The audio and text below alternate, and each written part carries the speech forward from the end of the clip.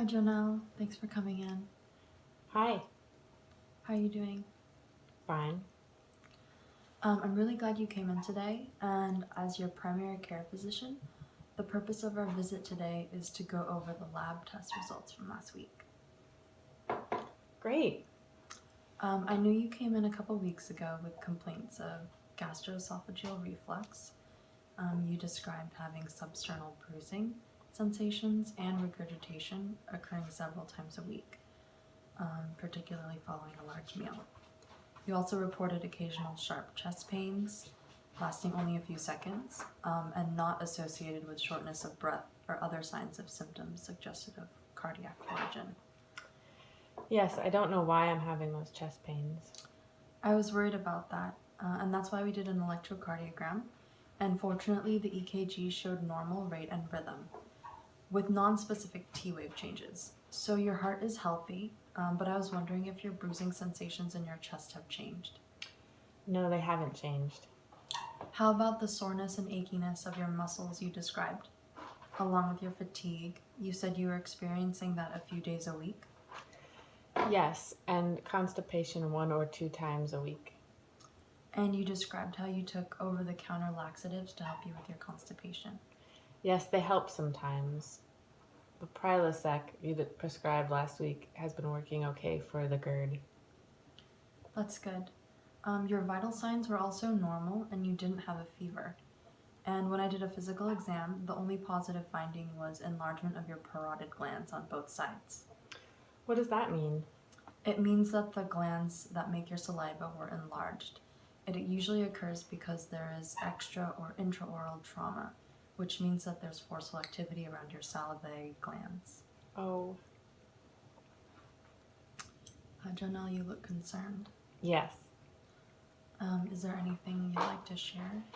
No. Have you been experiencing stress? Yes, my kids and my job. I know it's been hard raising 2 kids on your own with your teaching job and nonprofit. You have a lot on your plate. There's been a lot of pressure lately. Are you noticing that pressure right now? Yes. If you go inside, if you are able to go inside and feel where you notice that pressure, where would you say you're feeling it right now? I feel it in my chest and in my stomach. Do you want to take a moment to place your hands on your chest and stomach and breathe together? Yes.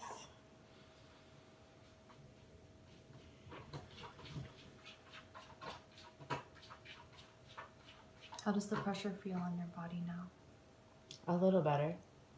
Do you feel comfortable if I share the laboratory results with you? Yes, I'm all right. So when we did the routine blood work, your values revealed an elevated amylase and a serum potassium of 2.7. Those are not usual. About 40% of the amylase in your body is made by your pancreas. The rest comes from your salivary glands. And since we know that your salivary glands are swollen, it indicates that maybe you don't have a pancreatic disorder. But if your salivary glands were not swollen, we would need to do pancreatic testing to make sure it's not inflamed. Oh, wow, that is concerning. Yes, Jonelle, the laboratory abnormalities together with your enlarged parotids and your presenting complaints, it's suggestive of self-induced vomiting. Have you ever made yourself throw up?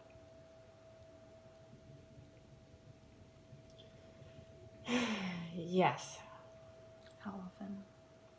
a couple of times a week. For how long? A few years. Have you been eating a lot of food before throwing up? Yes. Are you okay if I share my thoughts? Yes. I think you've been suffering from a clinical disorder of bulimia nervosa. Do you know what that is? Yes. What's your definition of bulimia? It's an eating disorder, binging and purging.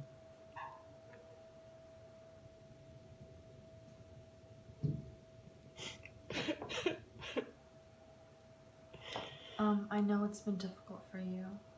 You can be yourself here. It's safe to show your emotions. Jonelle, I care about your health and your well-being. Is it okay if I share some information about bulimia? Yes. So there are over 200,000 cases of bulimia each year.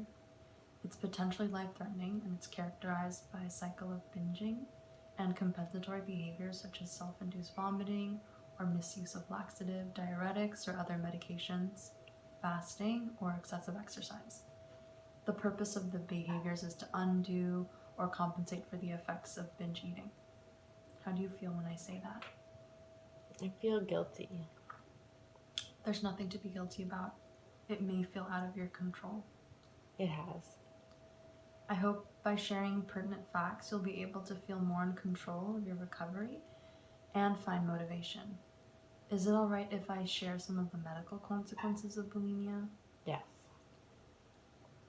Thank you, Jonelle. For example, self-induced vomiting can cause painful and expensive dental problems, and rapid weight loss can lead to hair loss. And later, it could lead to gastritis, esophagitis, periodontal disease, and dental caries, cavities.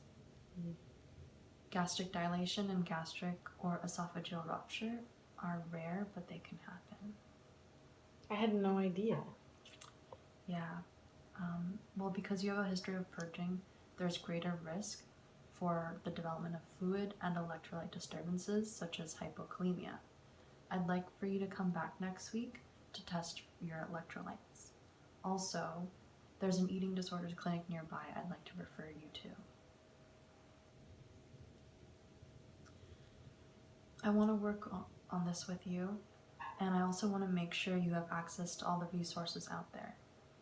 Symptoms resulting from bulimia can be avoided or reversed with weight restoration or cessation of binging and purging. Do you have any ideas about treatment? I've tried to stop before, but on my own. I want you to feel fully supported. There are approaches like dialectical behavioral therapy, mindfulness-based practices, eating meditation, emotional regulation skills, and self-soothing techniques we can address during our time together. We will also do nutritional counseling to reduce behaviors related to the eating disorder, minimize food restriction, balance nutritional deficiencies, increase the variety of foods eaten, encourage healthy exercise patterns. I want to help you make the connection between your physical, cognitive, and emotional symptoms. Are you comfortable coming in next week to check your electrolytes and do some mindfulness practice? Yes, I guess. I see a small smile. I feel hopeful. There is hope. I'm a practitioner who considers you as a person when I offer treatment, and I will not let this diagnosis reinforce your primary identity, and I will not let the care you receive prioritize the diagnosis over you. I believe you will not be limited by this label of bulimia nervosa and can move beyond it. Thank you. Thanks.